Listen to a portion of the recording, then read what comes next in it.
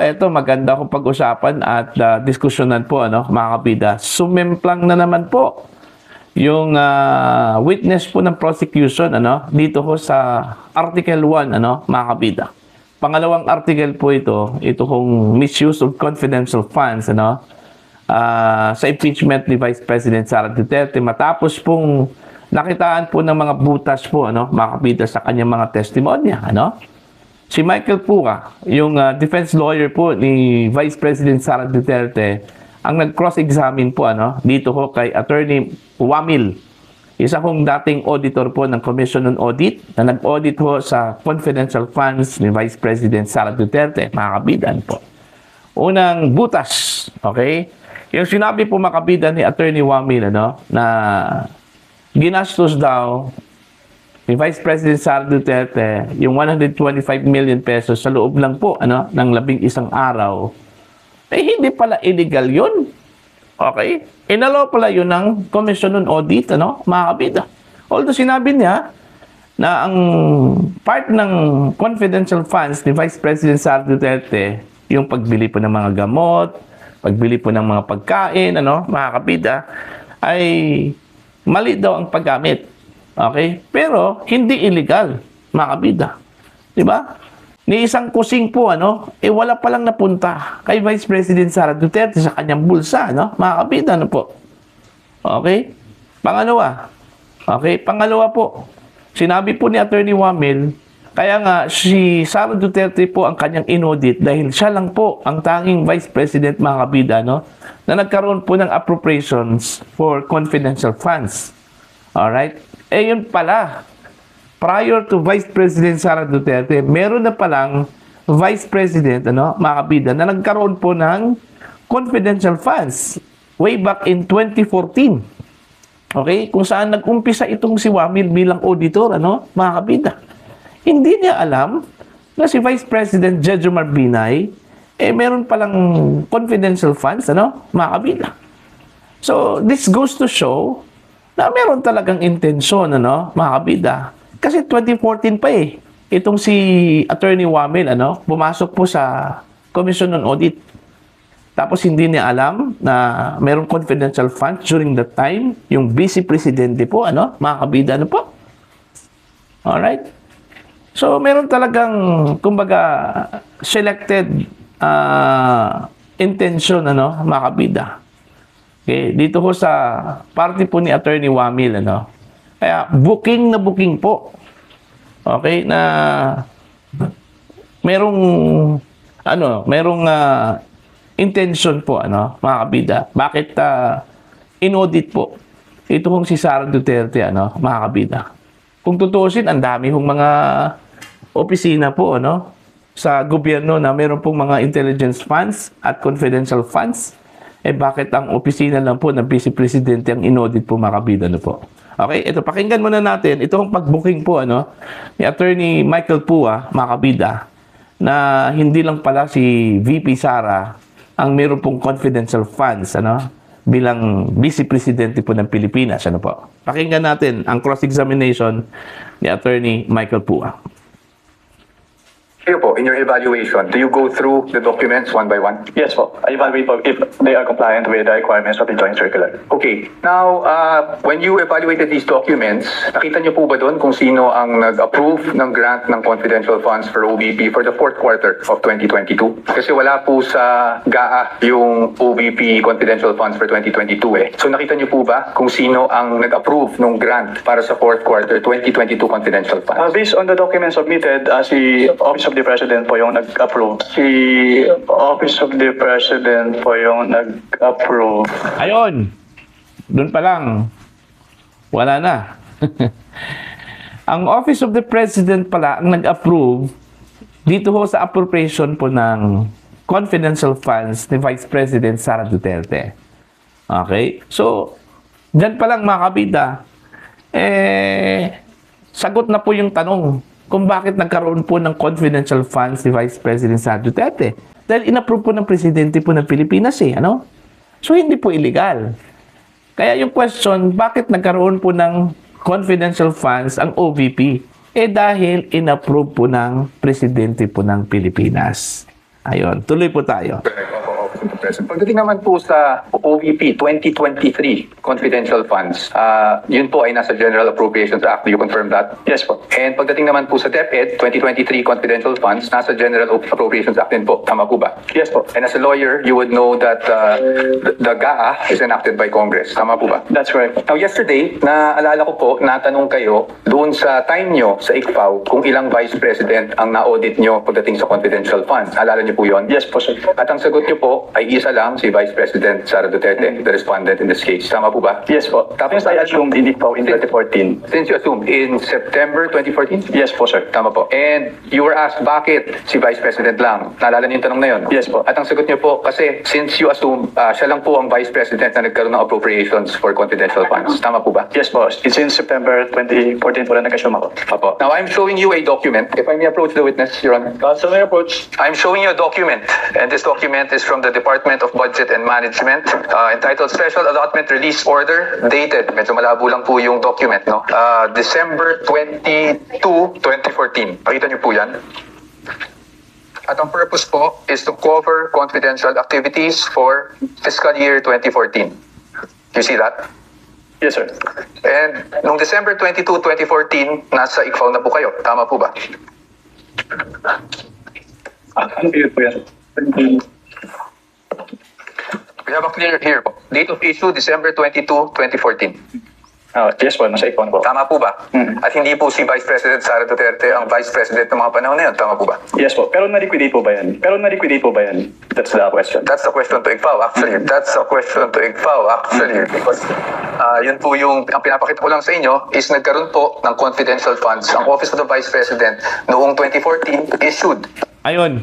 Hindi niya alam kung na-liquidate ba itong confidential funds ni Vice President Jejomar Binay. Nasa ECPAO po siya mga kabida. So, dapat alam po niya kung na-liquidate na ba yung confidential funds ni Vice President Jejomar Binay. Kaso lang, hindi daw niya alam na mayroon pong ibang Vice President na mayroon pong confidential funds aside ho dito kay Vice President Sara Duterte.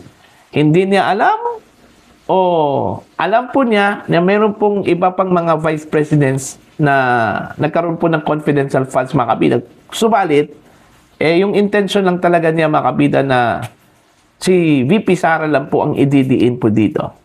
Okay? Eto, tanong ko lang po ito, mga kabida, po. So, booking na booking po, mga kabida. Yung sinabi po niya nung nakarang araw during the direct examination po ng prosecution, sinabi po niya mga kabida na si Vice President Sara Duterte lang po, ang bukod tanging Vice Presidente na meron pong confidential funds. Kaya, inaudit po niya ito. Okay? Pero hindi niya alam na meron palang iba pang Vice President na meron pong confidential funds in the person of Vice President Jejomar Binay. Pero during that time, na siya na ang nasa ECPAO po mga kabida, ng Commission on Audit, andun na po siya. Kung saan po, si Vice President Jejomar Binay po ang Vice Presidente way back 2014, Pero hindi po niya alam na meron pong confidential funds itong si VP Binay. Okay?